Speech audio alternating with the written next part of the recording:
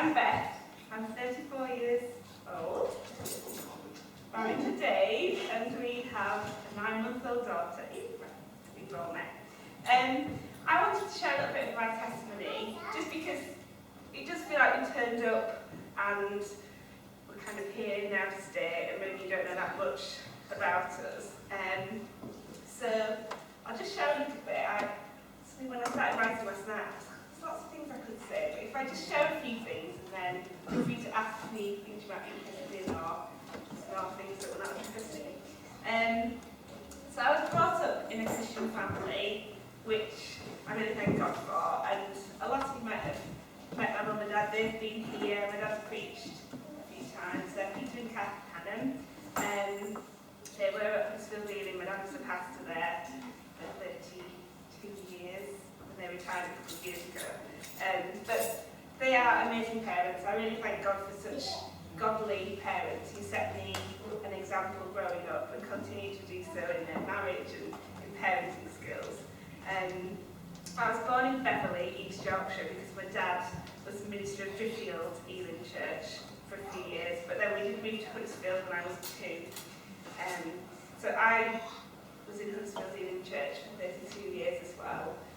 Apart from going away to university and coming back, 32 years in that same church. So it's quite a change for me coming here, and I'll talk a little bit more about that later on. But yeah, that's when we came to Huddersfield. I gave my life to Jesus when I was 5.5 years old. It wasn't 5 actually, but so I worked out last night that was 29 years ago, which seems crazy. But I was at the Ealing Bible Week. Has anyone been to the Ealing Bible Week conference? And I was in a children's meeting with Kevin the Clown. I remember that he was leading it. And even though I was young, I really remember just hearing a simple gospel message and knowing that I wanted to be with Jesus when I died. I wanted to give my life to him, and knowing that that meant saying sorry for the things I'd done wrong, even as a child, and asking Jesus to come into my life. And I remember now standing up as a child, praying it and meaning it. And again, it impacted me last night, the importance of children's meetings and sharing simple gospels, even at that young age. So that's when I became a Christian. And over the years, I can look back and say there's never been a time when I've really gone away from God or backslidden, but there's probably times when I've really grown closer to God or been challenged in my faith due to situations and experiences that I've been through. So I was just going to share a few. As I was sat trying to write this last night, I was asking God which bits to share and which bits stood out. So I'll start with it. When I was 18, I went to Leicester University and I studied biology and psychology, studied a degree there. And I think this was probably the first time I had to step away from home, Huddersfield Ealing Church, and stand on my own in my faith. I definitely had my own personal faith, but this was the first time I really stepped out of my comfort zone. And God was really faithful at university. He brought along lovely Christian friends to support me, but also gave me opportunities to be challenged and stretched in my faith. So I was on the Christian Union Leadership Committee, which was the group that meets with Christians on the campus. And for the first time I was involved in leading prayer meetings and Bible studies and doing evangelism, and that did really stretch me. So that was probably the first time I felt like I was stood on my own 2 feet in my faith. And then after university, I did a 1-year postgraduate certificate of education to train to be a teacher, basically after my degree. And I did that in Cambridge for a year. And then I returned back to Huddersfield and got a primary school teaching job at Linda Junior School. And I taught there for 3 years and enjoyed it, even though it was hard, challenges of teaching. But after 3 years, I really felt God challenging me to go on a short-term mission. And funnily enough, it was at the Ealing Conference again. Yeah, it was in a meeting there, and the Ealing Missions Coordinator was just challenging people, said he felt the people there in the meeting who God was challenging to go on a mission. So I went out on a mission with Ealing, but linked to Central African missions, to the Democratic Republic of Congo when I was 26. really, really, really challenging time for me.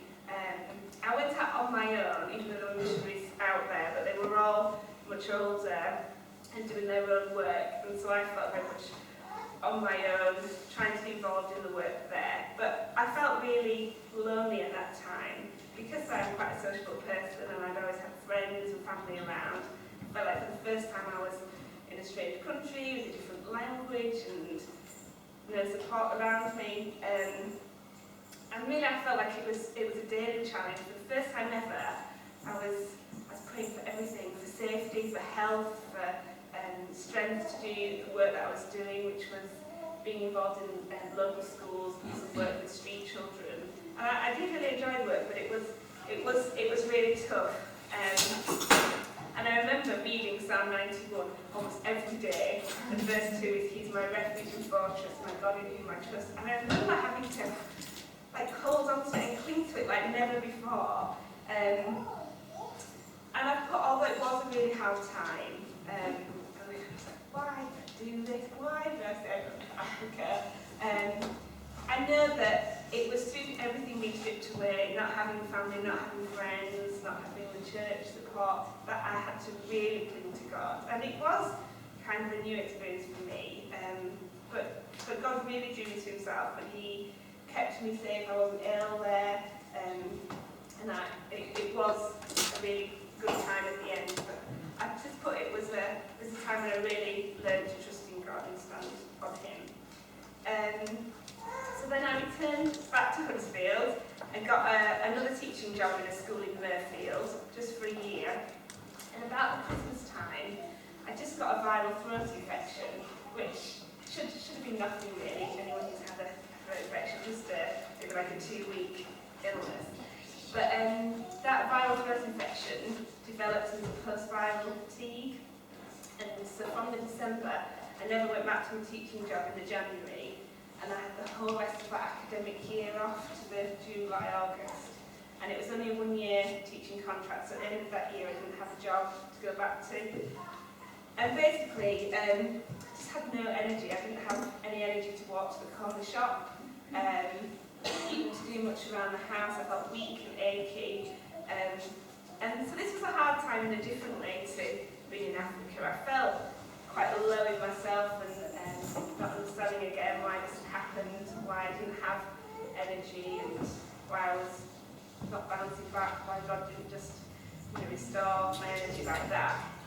And I think in that time I put that God really showed me how important it is to have people alongside you praying and supporting you. Because at that time I remember sometimes feeling so fed up and low every day that I didn't even some days have the strength to turn to God and say, oh, can you get me through the day? I need your strength. I just felt rubbish. I remember feeling like that.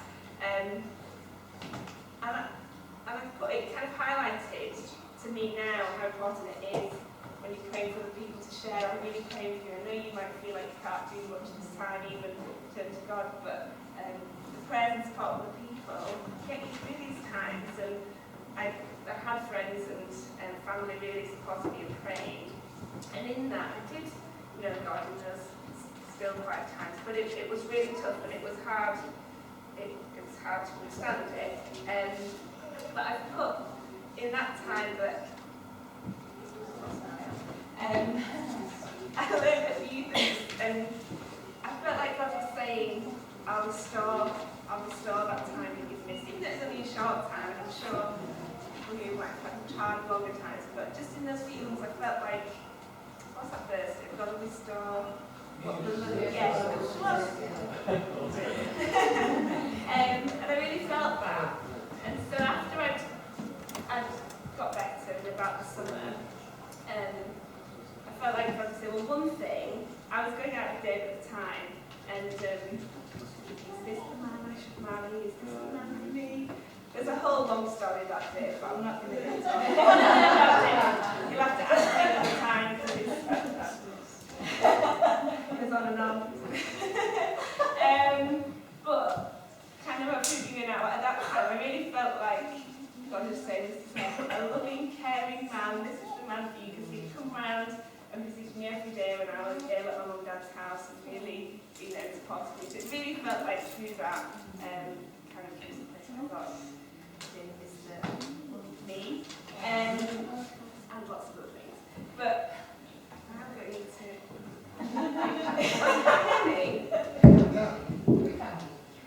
Wow.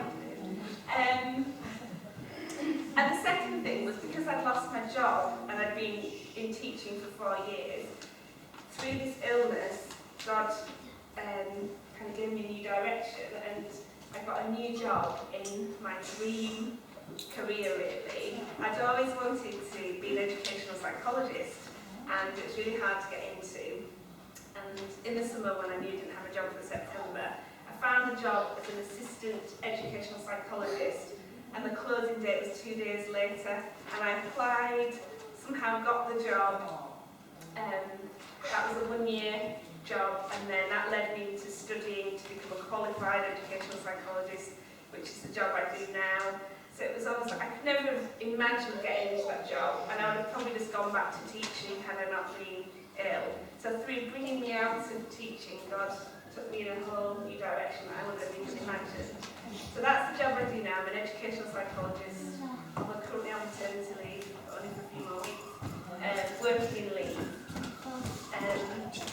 Yeah, so that was kind of positive things through that hard time.